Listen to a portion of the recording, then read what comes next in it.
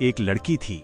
3 लोगों ने उससे शादी का वादा किया, लेकिन उसकी शादी से पहले ही उसकी मृत्यु हो गई और कहानी यहीं खत्म नहीं हुई। धर्मस्थान नाम का एक समृद्ध नगर था। उसी नगर में केशव नाम का एक साधु स्वभाव का ब्राह्मण रहता था। वो यमुना के तट पर नित्य जप तप करता था। उसकी एक पुत्री थी मालती, सुंदर, संस्कारी और कोमल स्वभाव की। जब मालती विवाह योग्य हुई तो उसके माता पिता और भाई चिंता में पड़ गए। संयोग से एक दिन ब्राह्मण किसी यजमान की बारात में गया हुआ था और उसका बेटा पढ़ने के लिए दूर नगर गया था। उसी दिन एक ब्राह्मण युवक उनके घर आया। मालती की मां ने उसके गुण और स्वभाव देखकर उसे वचन दे दिया, मैं अपनी बेटी का विवाह तुमसे करूंगी। उधर ब्राह्मण पिता को एक और योग्य युवक मिल गया। उन्होंने भी बिना सोचे उसे वही वचन दे दिया और जहां ब्राह्मण का बेटा पढ़ने गया था, वहां उसने भी एक युवक से अपनी बहन का विवाह तय कर दिया। कुछ समय बाद जब सब घर लौटे तो एक नहीं, 2 नहीं, 3 युवक एक ही विवाह के लिए घर पर उपस्थित थे।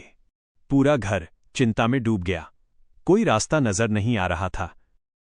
लेकिन तभी भाग्य ने सबसे कठोर मोड़ लिया। एक दिन मालती को सांप ने काट लिया। कुछ ही पलों में उसकी मृत्यु हो गई। ओझा बुलाए गए, मंत्र किए गए, लेकिन जीवन लौटकर नहीं आया। दुखी मन से उसका अंतिम संस्कार किया गया और तीनों युवकों ने अपने अपने ढंग से उसका शोक मनाया। पहले युवक ने मालती की हड्डियां चुन ली और फकीर बनकर जंगल चला गया।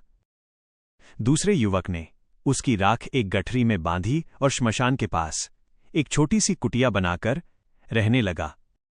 तीसरा युवक योगी बन गया और देश देश घूमने लगा। एक दिन वही योगी एक नगर पहुंचा। वहां एक ब्राह्मण के घर भोजन करने बैठा। अचानक घर का छोटा बालक अपनी मां का आंचल पकड़ने लगा।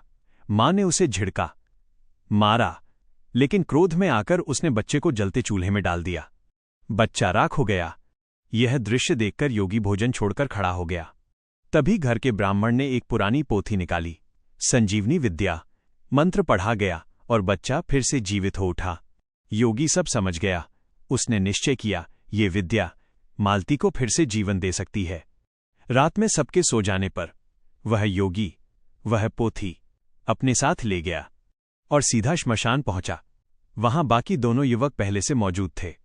हड्डियां लाई गईं, राख निकाली गई, मंत्र पढ़ा गया और मालती फिर से जीवित हो उठी।